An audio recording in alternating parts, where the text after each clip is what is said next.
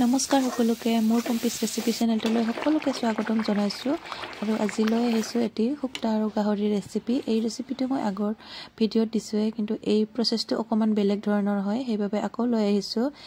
এইখিনি হৈছে শুক্তা, মানে মৰা পাত শুকাই থোৱা। এইখিনি মই এতিয়া কেৰাহীত অলপমান ভাজি ল'ম।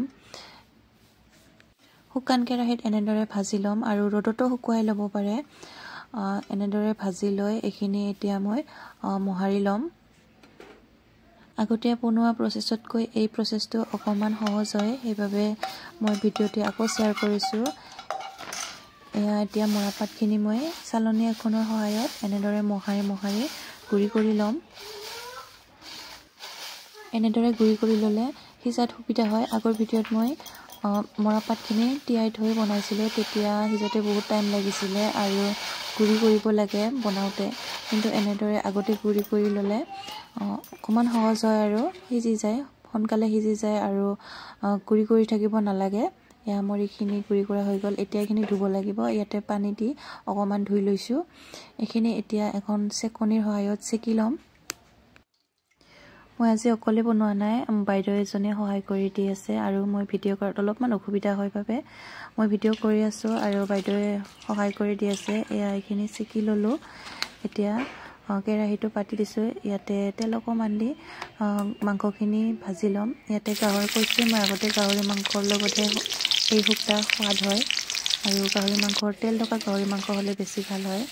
মাংসখিনি বইল কৰি লৈছিলোঁ, সেইখিনি এতিয়া ভাজি ল'ম ভালদৰে। পিঁয়াজখিনি অকণমান ভাজি ল'লোঁ। এতিয়া মাংসখিনি দি দিম। মাংসখিনি ভালদৰে ভাজি ল'ম। ইয়াতে তেল ব্যৱহাৰ নকৰিলেও হয়, আচলতে গাহৰি মাংসৰ তেল থকা গাহৰি মাংস যিহেতু তেল ওলায়ে, তথাপি অকণমান দি দিছোঁ আৰু এতিয়া ঢাকন লগাই এইখিনি সিজিবলৈ দিছোঁ। এয়া চাওক ইমানখিনি তেল ওলাইছে। ইয়াতে এতিয়া আদা নহৰু পেষ্ট অকণমান দি দিম। সেইখিনি অকণমান ভালদৰে ভাজি ল'ম।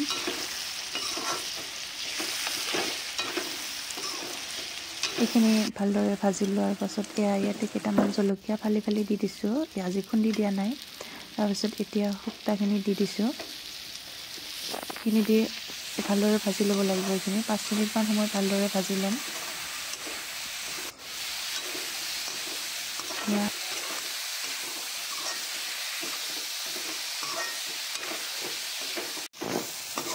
এইখিনি ভালদৰে ভাজি ল'লোঁ। এতিয়া ইয়াতে পানী দি দিম।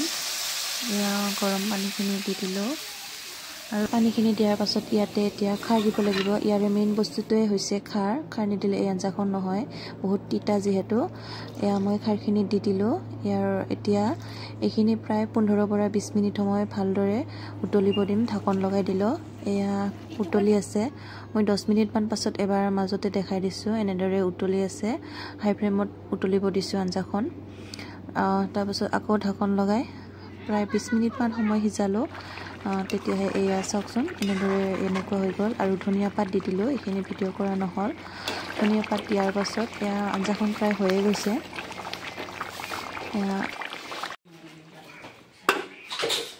মোৰ শুকুতি আৰু গাহৰি মাংসৰ আঞ্জা ৰেডি হৈ গ'ল। ভিডিঅ'টো চাই কেনেকুৱা পালে জনাব। ভাল লাগিলে লাইক কমেণ্ট শ্বেয়াৰ কৰিব আৰু নতুনকৈ চাই থকা হ'লে সকলে চেনেলটো ছাবস্ক্ৰাইব কৰি ল'ব। মই দুপৰীয়াৰ ভাত সাজ অকণমান দেখাই দিছোঁ। শুক্তা আৰু গাহৰি মাংসৰ আঞ্জা, লগতে আছিলে মাহৰ দাইল আৰু মাংস আৰু বিন আলু মটৰ এনেদৰে এখন ভাজি বনাইছিলোঁ। লগতে ভাত, জলকীয়া দুটা লৈ লৈছোঁ আৰু মূলাৰ চালাড আৰু মোৰ শুকুতি আঞ্জা অকণমান খাই দেখাইছোঁ। বহুত টেষ্টি হৈছিলে। আজিলৈ ইমানেই আছিলে। আকৌ লগ পাম নতুন এটা ৰেচিপিৰ সৈতে। সকলোকে বহুত ধন্যবাদ।